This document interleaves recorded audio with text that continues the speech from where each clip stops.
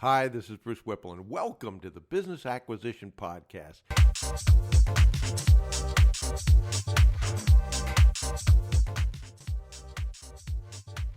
This is where we talk about how to acquire an already profitable business rather than build one from scratch.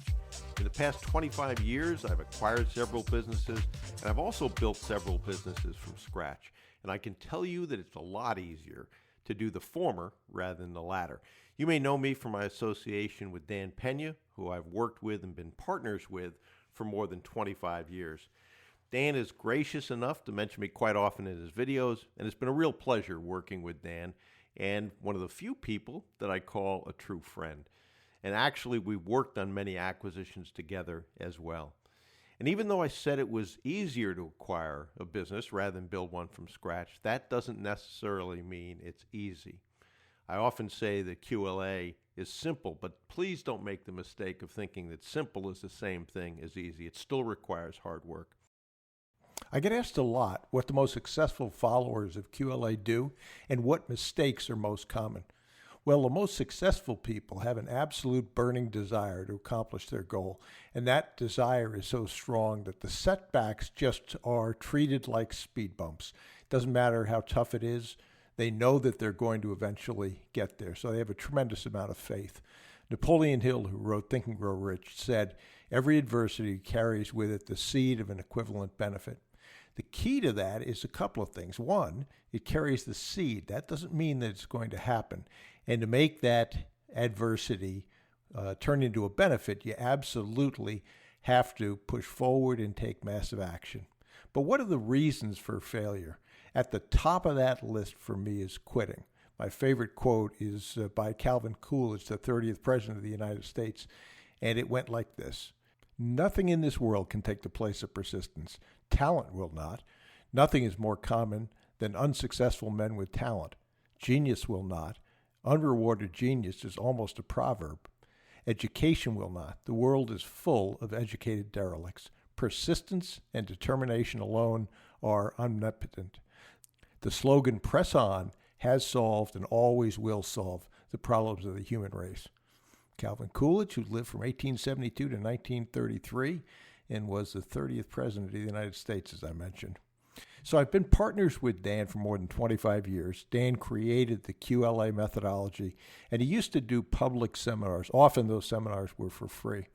And what I want to include is an audio from a video of Dan speaking at the Houston Marriott back in 1993. And what he said is as true now as it was almost 26 years ago. A common trait among those that don't succeed is they focus on all the things they don't have. Money usually tops that list. In fact, this recording comes from a video. And if you want the video and want to see it, just email me, bruce@brucewhipple.com, and I'll get that to you. But I saw a note when I put this video up, and the first comment on the comments for the video was, "Checkmark, if I only had money." And most people who've been successful with QLA were not flush with cash and had to raise it, myself included. Where there's a will, there's a way, I told the person that wrote that. Keep pushing. So I want to cut in that audio from the video, and it goes through the reasons why people aren't more successful. It's a great thing to listen to over and over again.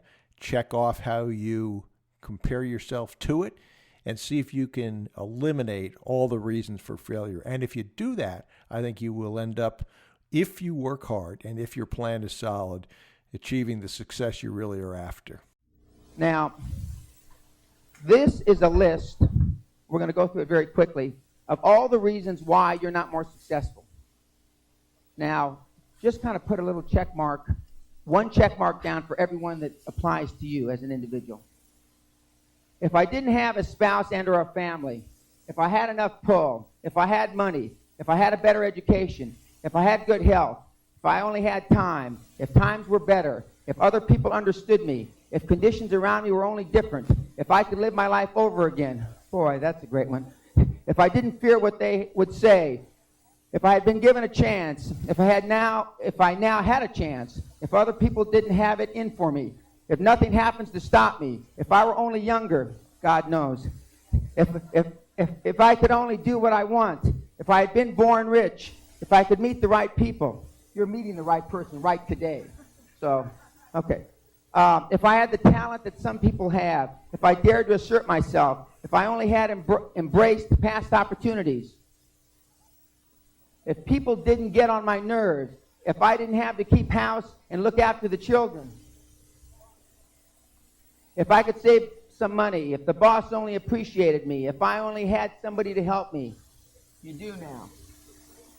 If my family understood me, if I lived in a big city, if I could just get started, if I were only free, if I had the personality of some people, if I weren't so fat, if my talents were known, if I could just get a break, if I could only get out of debt, if I hadn't failed, if I only knew how, you're going to know how now. If everybody didn't oppose me, if I didn't have so many worries, if I could marry the right person, God. I get emotional over that one. If people weren't so dumb, if my family wasn't so extravagant, if I were sure of myself, if luck weren't not against me, if I had not been born under the wrong stars, if it were not true, what is to be will be, if I hadn't lost my money, if I lived in a different neighborhood, if I didn't have a past,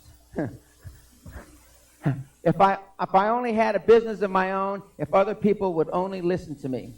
If, and this is the greatest of them all, if I had the courage to see myself as I really am, I would find out what is wrong with me and correct it. Then I might have a chance to profit by my mistakes and learn something from the experience of others. For I know that there is something wrong with me, or I would now be where I would have been if I had spent more time analyzing weaknesses and less time building alibis to cover them.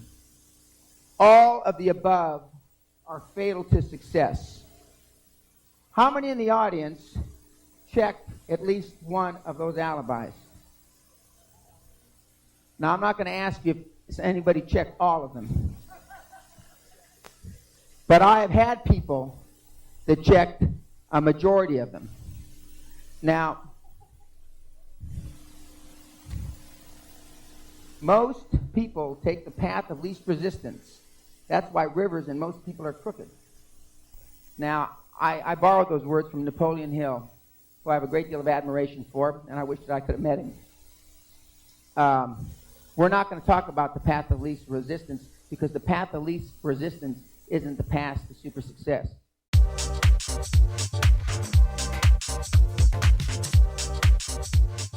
Okay, so if you have any questions or comments or ideas for future episodes, please email bruce@brucewhipple.com.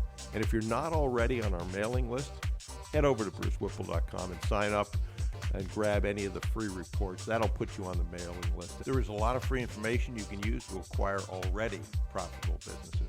This is Bruce Whipple. Thanks for listening to the Business Acquisition Podcast.